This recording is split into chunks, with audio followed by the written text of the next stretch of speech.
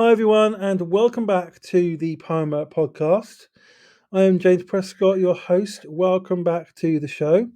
Really great to be with you all again. And we have a new guest this week. It's National Grief Awareness Week this week.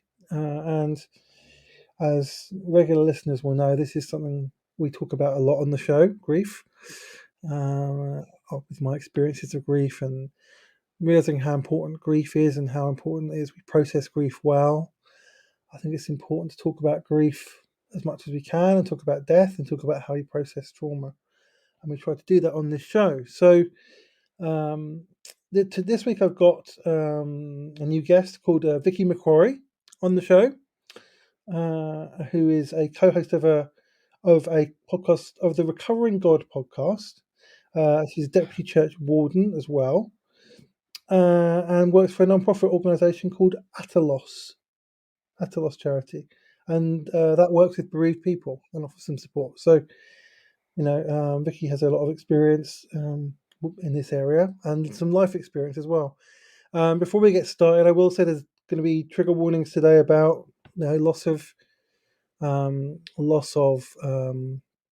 husband, loss of and suicide as well. There'll be some triggers around that. If that's not for you, just want to give you fair warning before we really get going. So, so welcome, Vicky. It's great to have you on the show.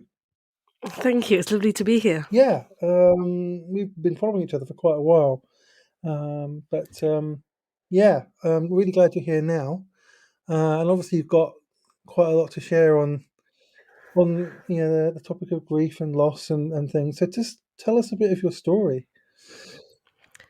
Well, I I lost my husband very suddenly in 2017.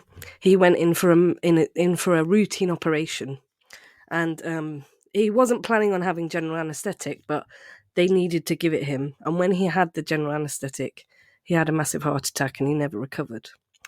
And so I went from 1 minute literally laughing and joking with him, and then an hour later he'd gone, and that just upended my whole world, basically. Literally within the space of an hour. And at those moments, everything comes to you at once, like it all comes rushing at once.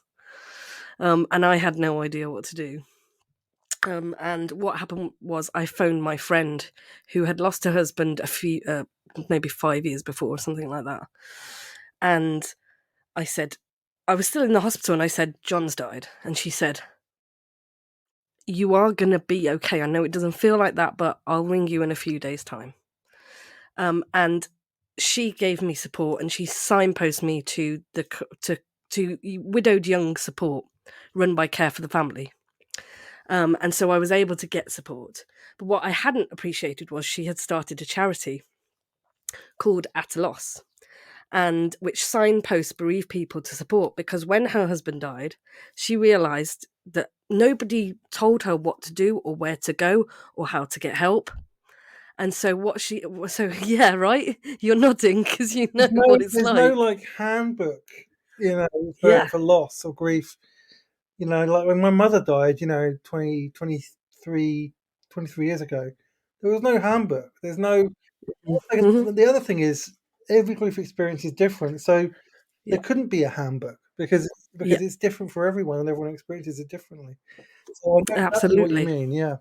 Yeah. So her idea was to get a website together where all the information could be, and where people could go on and they could find local support in their area as well as the big national charities that do it. And so that's what she's been doing since 2017, I think. Yeah, that's what she's been doing. And I started working for her about a year or so after John died, just doing bits and bobs just to get me back into work, because John was a meat wholesaler and I was his PA. So when he died, I lost my job as well.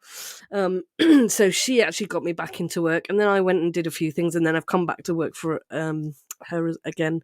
And sadly, a year and a half after my husband died, my sister died by suicide.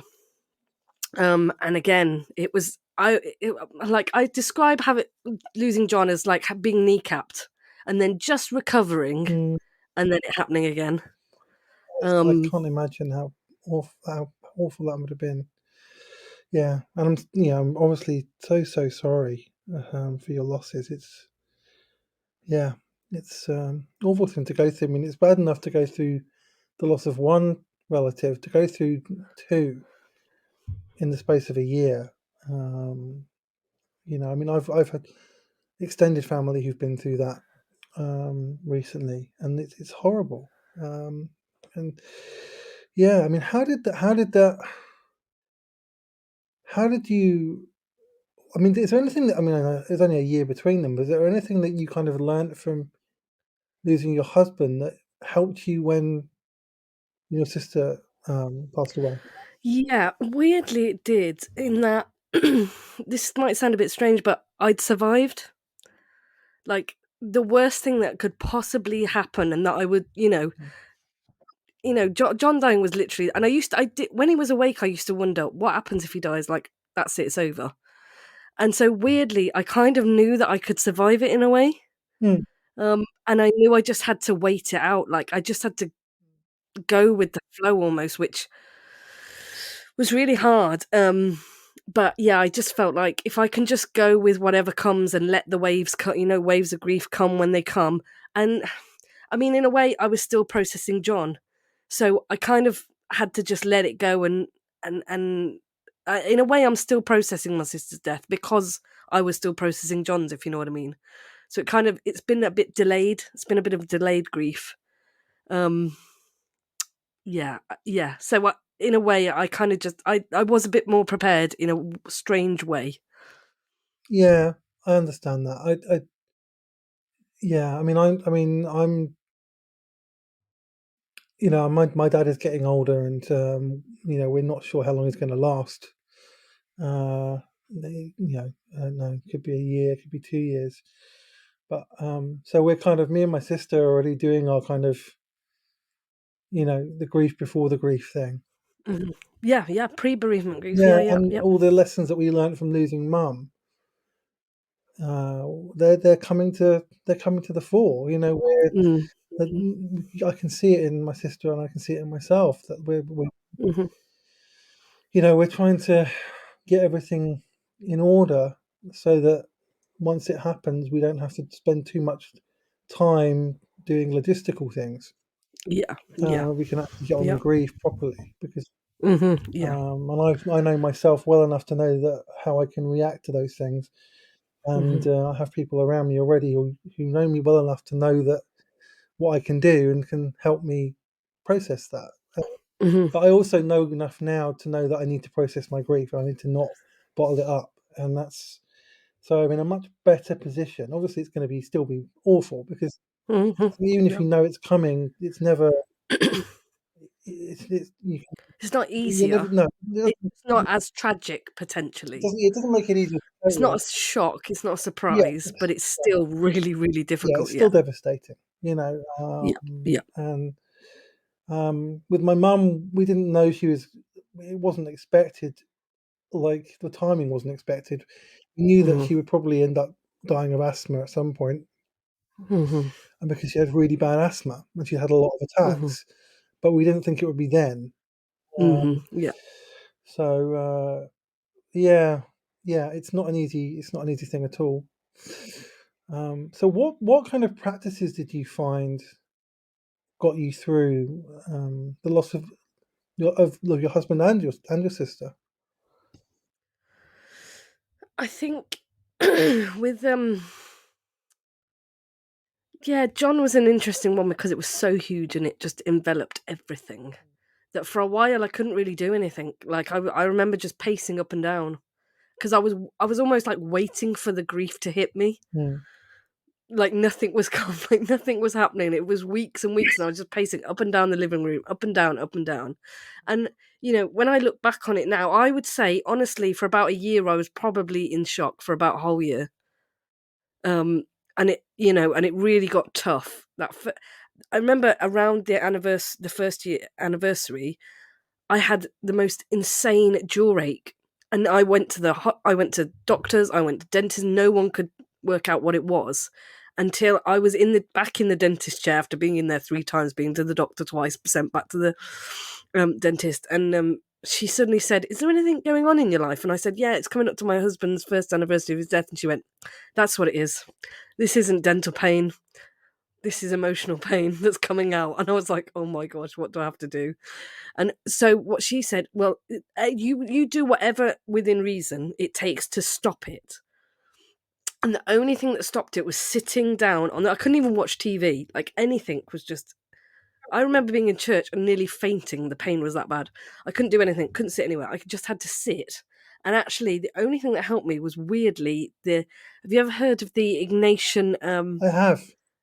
Yeah, the Ignatian exercises I've and the contemplation. I've found them, That was the only thing I could do. yeah, I've found those very useful as well. Yeah, right. That was the one thing that lessened the pain. And from that, I kind of learned to listen to my body a little bit and listen to what I needed. And I know it's really hard, isn't it? Because there's so much going on all the time, right? But so when Paula did die, I kind of had to do a bit of that as well. I'd kind of learnt just to let it when it comes. If you're in appropriate, place and you're safe, to let the emotion come out. Because if it doesn't come out, then that's where people get in trouble. And suppressed grief is Dangerous. a scourge on society. If I'm honest. Yeah, it is. It is. Well, yeah. I mean, I buried a lot of my grief to start with. I didn't cry for 2 weeks after my mother died, because I was just trying to be strong for everyone else, right?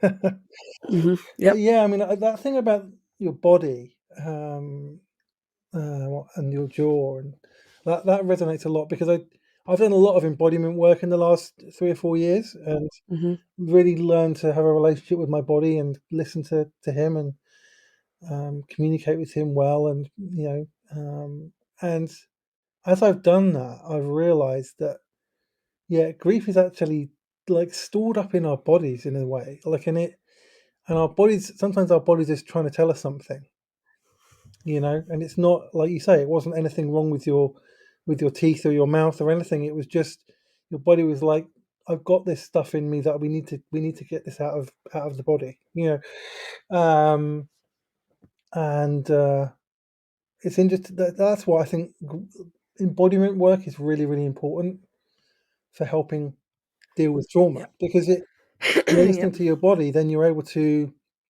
understand what's going on and deal with it. Like now, I Hmm. do this thing called internal family systems therapy, and part of that is listening to your body and engaging with Yep. trauma wounds in your brain. You know, Yes. Yeah. Yeah. Well, I've had bereavement therapy since yeah, I think 3 months. I think 3 months after John died, and I've continued having it this whole time. I've been how many years now? 7.5. Well, almost 8 years since John died, and I've had it wow, almost every 2 weeks. And the first couple of months I spent talking about my mom, who died 15 years ago. And I was like, what is this about? mm, John's just died. Here I am talking about my mom. But it's like I couldn't get through what had gone on. I couldn't get through. I had to get through that before I could start talking about John. And that's the beauty of therapy, isn't it? It mm, unlocks things that we would never think about. We think we've buried, we've dealt with, yeah, whatever. And then suddenly it's like the reason why this isn't happening is because actually you need to go back a step, or you need to look here, or you need to open that cupboard, or you need to talk to the little girl that you were, right, or the little oh, person that you were when you were little and you had that experience. And yeah, yeah. yeah. That's absolutely right. Yeah, and I think there's always things that we need to process, no matter how, like, there's no kind of destination when it comes to therapy. Mm-hmm. For me, Mm-hmm. anyway, this is just my experience, but that there's always, because we're always going through things, Yeah. Yeah. like, all the time. We store up trauma from all sorts of things, and grief from all sorts of things. Like when you lose a job, or when you have to change jobs from a Mm-hmm. job that you love, Mm-hmm. and you Yeah. know all the people there, and you have to go, and that's painful. That's a loss. Mm-hmm. Uh, when a relationship ends, for any reason that has meant a lot to you, then that's a loss. Those things are all important. And of course, when you watch the news all the time and you see what's happening in the world, that's Yeah, especially right absolutely. now, it's really traumatic for a lot of people, and that's valid. I realized recently I had unprocessed trauma from watching 9/11 happen live on TV, the whole thing from Yep. start to finish. hmm And I didn't realize that. And I was like, how could I? Why would I be? I only saw it on TV. I wasn't there. I didn't know anyone affected by it. Why would But then I kind of like, okay, yeah, it was a traumatic experience. It was like one of the worst things that's ever happened. Like in one of the most terrible things that's happened. And only a year after my mother had passed away, hmm and it was quite close to her birthday because she hmm was the 16th of September. It's her birthday. So of course there would have been that would have come up as well. Um, Well, grief pings off grief. yeah, absolutely. So they ping off each other. Yeah, So that's what we saw with the Queen's death. People weren't necessarily mourning the Queen, they were, yes, but they were also then pinging off their own griefs. And that's what the people in the queue said. The chaplains in the queue who were talking to people were saying it's reminding them of when their mom died or their grand died or their, you know what I mean? yeah, Like, absolutely. and that's what happens. That's why, when we have these big civil Mm, occasions, it is emotional. And I never met the Queen. Never. I think I saw her from a distance, fleeting once. yeah, me too. But I suddenly found myself really like, oh my gosh! And then I was like, hold on a Yeah, minute. I was quite sad. I didn't. Yeah, I think she was everyone's grandmother certainly in hmm the UK. Even if you're not a royalist, like I think everyone had some kind of affection for her, hmm just because she's always been there. Yeah, it's a constant, and Since she reminded us that things aren't constant, and we don't like that. Yeah, and I remember with Princess Diana's death, um, there was a massive outpouring of Mm, grief as well, and I, yeah, it's the same thing. yeah, and I think what happens is when you get these culturally sanctioned moments where you're allowed to grieve, a lot of grief for a lot of Yeah, other things comes out absolutely. because Yeah, our absolutely. culture's not set up to process grief very No, well. We exactly. don't have we don't have grief rituals like in our culture. We don't, Yeah, it's yeah. not kind of it's seen as like this thing you get 2 weeks off to whatever do, Mm, and that's it. And you're yeah. meant to be okay, and that's not how it Yes, works. yeah. Um, you know, And now we have people not wanting funerals, so there's no place to be sad. yeah. I mean that And I that's can't. Ugh, yeah, I can't, my dad didn't want a funeral when he died. yeah, And I tell you what, I struggled with it so much. I really did. Yes, we had a party that he wanted us to have, and I'm happy about that, but I needed to be sad about it. yeah, And I know I needed to be sad about it because yeah. his birthday's coming up, and I can feel the grief is too raw Mm, and it shouldn't be anymore. And it's because I haven't really had a place to put and my that's it. I sadness. think I've got this theory that funerals aren't for the dead person. They're for No. people that Yeah. have lost them. Yes. They're the places to grieve. They're not. Yeah. Um, you know what I mean? I think it's there Yeah, for us. They're not, definitely. they're, we Yeah. need those. They don't need them. Yes. They don't need. No, exactly. And people say, "Oh, but funerals are so expensive," but they're actually not that They're not expensive. actually. Like the church, if you go to a church and have a church funeral, it's actually not that expensive. It's all the added extras that are the Yeah, expensive exactly. bits. Yeah, exactly. So yeah, and I think it's okay for. There is a kind of a new kind of thing that people want to have a party and celebrate life hmm when somebody's died, and I get that, and Yeah, I do. that can be a good thing. But I Yeah, think there has to be also a space for people to grieve absolutely. as Yeah, well. Like you definitely. can have Yeah, both. Um, you can, I think, because people need that space. I think yeah, yeah. I know when I'm going to make sure that I'm going to plan ahead so that when I die, people have to. Oh yeah, and me. Yeah, I've written it into my will. Yeah, I'm going to This is when what. I make a will, I'm going to put it in my will Yeah, that yeah, you have to do. This is all going to happen.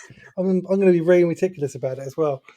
So just because I think we need to know it's okay to grieve. Absolutely, yeah, absolutely. And it's okay to ask for help, regardless of how long ago the death was. Yeah, absolutely. Like, we run a course called the Bereavement Journey, and we have people come on there it's like we had a lady on who'd lost her brother to suicide 36 years ago, and she said, I finally got support for it." I mean, Mm, 36 a lot. years, Yeah, and right? It's a lot, but you can still deal with things.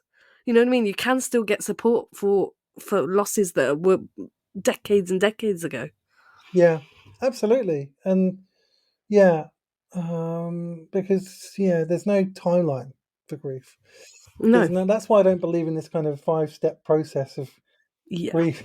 Like you do all these yes, things, you go through all these stages, and then you're okay. That's yeah. No, it doesn't work anyone like that. who's experienced grief knows that that's a load of rubbish. Yeah, I always say grief waits for you. Yeah, Like, for me, if I feel poorly if I feel like, "Oh, I'm gonna have a wobble in the morning," but I don't give it space, it'll wait until I'm back in the door and it's quiet, yes, and then it'll come. And you could do that for years. You could spend years doing that, avoiding it, avoiding it, avoiding it, and then it'll come. yeah. And the problem with avoiding it is that grief can then control you. Um, Yeah, like grief, I've been thinking about this a lot, and I'm probably going to write about it a bit more soon. That grief can be weaponized in our yeah. culture Oh, so yeah. easily. Well, it could be turned into different things, Yeah, can't it it? can be turned into hatred, anger, Yeah, anger. violence. Yeah. All I those mean, things. Like yeah. it's dangerous because it Mhm. can. Yeah, I mean, it can be. I mean, it can divide families. Yeah, very much so. Like it can. But that's that. I mean, that's not small, but it can go from that to impacting elections. Yeah. I'm Yep. I'm convinced that what happened in America and the UK in 2016 was related to that. Was weaponized grief more on a cultural level rather than on a national level rather than an individual level. But it was because there was so much anger like Yeah. around, and that's where that comes from a lot of the time. Yeah. Yeah. Um, yeah, so yeah, I agree. Um, have you have you found that doing the work that you do has been part of the healing process? Yeah, I think it has, in that I know what the people who are using our service are going through, and I know what they are looking for. So, for instance, I upload all the services that we have on the website, and I try and make sure that the information is clear, because when you're bereaved, you can't be looking through people's websites and trying to find the information. You haven't got the mind for that, right? Mhm. So I try and make sure the information is clear. They can find it easily, and it's accurate, because the last thing you want is someone clicking on a link, it going somewhere, and then they've got to go back to the start, right? Because it's not what they wanted, or the link's broken, or Mm, whatever. And so I think, although I'm a little bit, I mean, I'm an executive assistant, so I'm not dealing with bereaved people 24 hours a day, 7 days a week. I am more doing admin and website stuff. I still know that I'm helping people by helping them find the support they need. yeah, that must be that I found that supporting friends of mine who are going through you know grieving has been quite therapeutic. And writing about it, I'm Mm, making podcasts about it, telling my story on my podcast. Um, and I don't know how those things help people because I don't always get feedback, but I know that doing that helps me because it feels like I'm doing something with what I've gone through, yeah, that yeah, absolutely, it's yeah, not yeah. wasted. No, yeah, absolutely, yeah. Um, yeah. Um, what are the what are the biggest lessons that you've learned through your experiences of grief?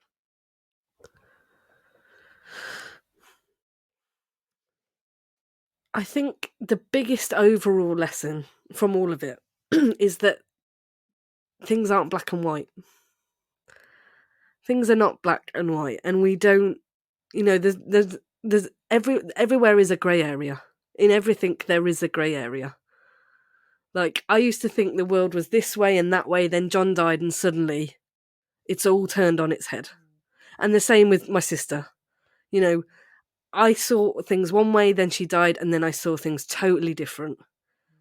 And, you know, in a way, it's been a blessing that I've been able to see things differently and I haven't been trapped in those mindsets. Because the thing is, when John died, my whole world fell apart, literally. And I had to see things differently because life didn't work the way it did before. Mm. And now I have a lot more compassion for people. I can see different people's points of views, which I never could before. And I'm more empathetic with people who are hurting, Mm. you know, and I give people a lot more grace than I used to do. I was actually quite harsh, and quite judgmental as well. I still am judgmental. I'm not saying I've got that sorted. I think that's a lifetime thing, Yes. but yeah, I just think, we have to take people as individuals. We've got to. And one thing that's for one person might not be for another person. Yeah. I think that's the biggest lesson. Yeah. That's a great lesson. I mean, I've learned a similar lesson, actually, that it does change everything, doesn't it? It does Yeah, change how you see the world. Like, I yeah, think yeah. one of the things that my sister and I both, I think, learned through grief was there were some things that, when those things haven't happened, you think are important and worth getting annoyed about. And after they've happened, you realize, you know what? It's Yeah, not worth getting annoyed about that kind of thing. yeah, Uh, absolutely, yeah, and yeah, it just, there's a kind of loosening, I think. Um, yeah, like for me, I'm able to find joy in, even if things aren't going well. I'm more grateful for hmm, the good things yeah, when they come yeah, along. Um, and I'm able to sit in them more and feel them more mm, deeply yeah, than I used to, because I guess I just developed this appreciation of how yeah, I think how fragile life is. absolutely, yeah. I know that in half a second, it could all change. Yeah, The whole thing could just turn upside down in a heartbeat. So every morning I'm like, okay, I get to live again. Lots of people don't wake up. I've woken up, so let's do this.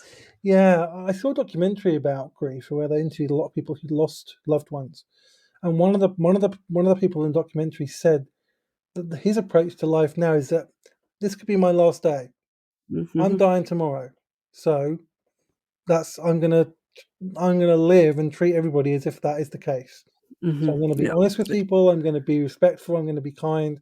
I'm gonna tell people what I think. I'm not gonna hold anything back, Yeah. because I'm dying tomorrow, right? And he does Yeah. that every day. Hmm. Yeah. And I kind of loved that. Like Yeah. it's like, he just, because he absolutely realizes like how like he doesn't take any day for granted at all. Exactly. Yeah. I often think if I've got a big decision to make in the day, I think, if I died tomorrow, would I be happy with the decision I've made? Mm. Like, and then I'll think no or yes, and then I'll make the decision based on that. Yeah, Like, if it was my last day, would I choose it? And why wouldn't I now? yeah, yeah, absolutely. Or like when you, well, if you're going to say no to something, you say, "Am I going to regret this if I died tomorrow?" Yeah, exactly. Or especially, I think with especially possibly John, it made me want to have experiences. Right.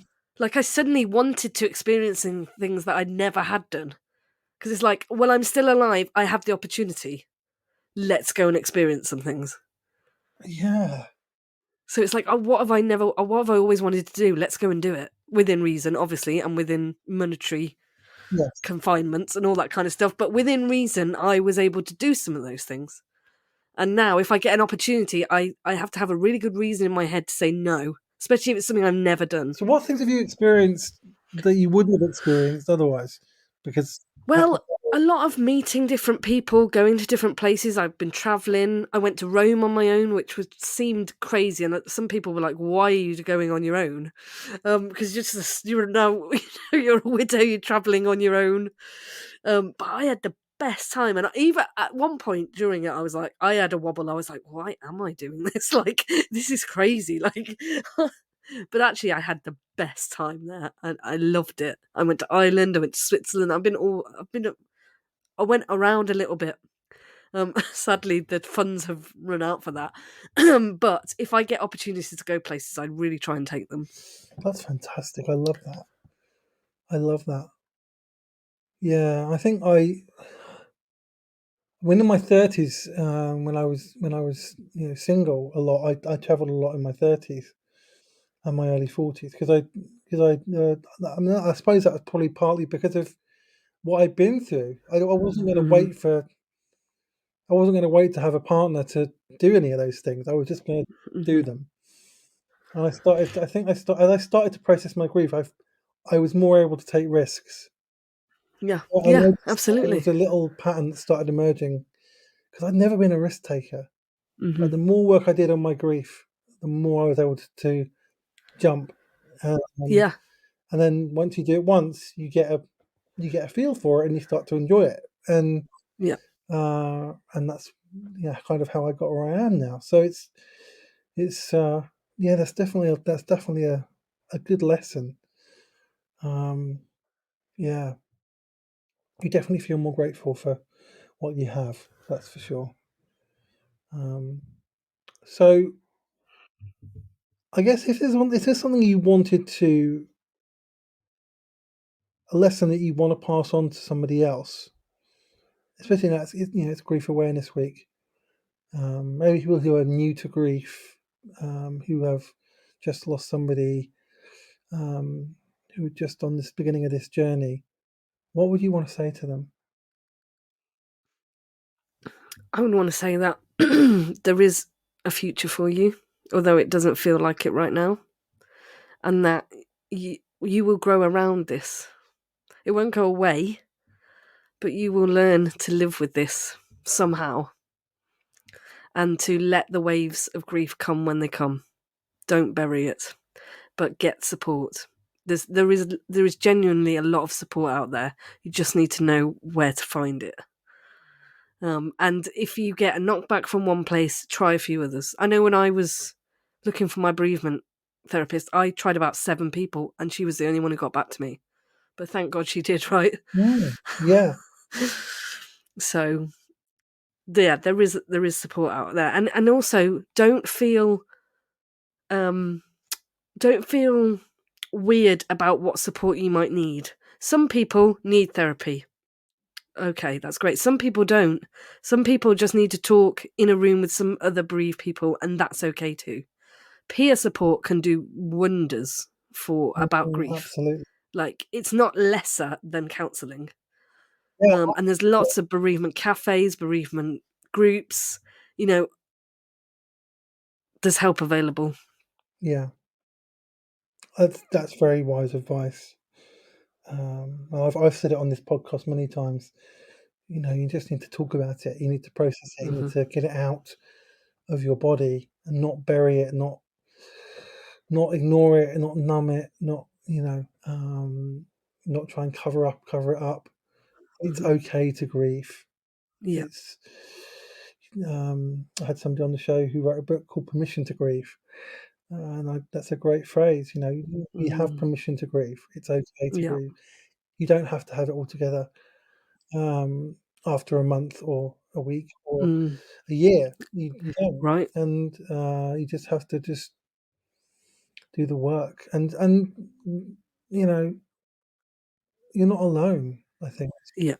Yeah. so many people have lost loved ones. So many Yeah. Well, we will all be bereaved at some Yes, point. exactly. Everyone, like Everyone. we've all experienced some kind of loss, even if we've not lost a loved one. Hmm. And yeah, I just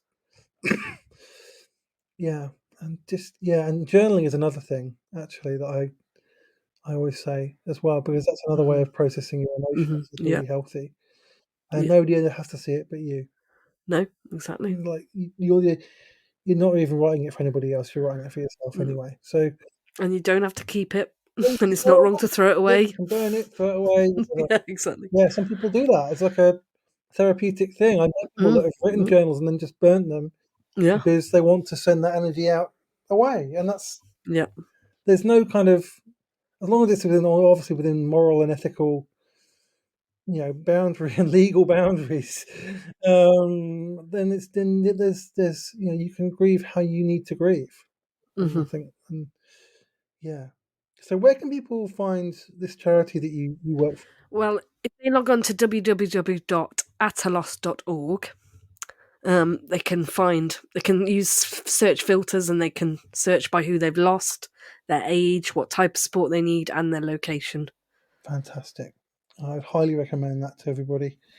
And if that doesn't work for you, though, there's loads of other places as well where you can get support with your grief. And yeah, just know that you're not alone, and you will survive this. You will get through it. I think, as Vicky said. Yeah. So thank you, Vicky, for coming on the show. Thank you. And sharing your story. And thanks for listening, everybody.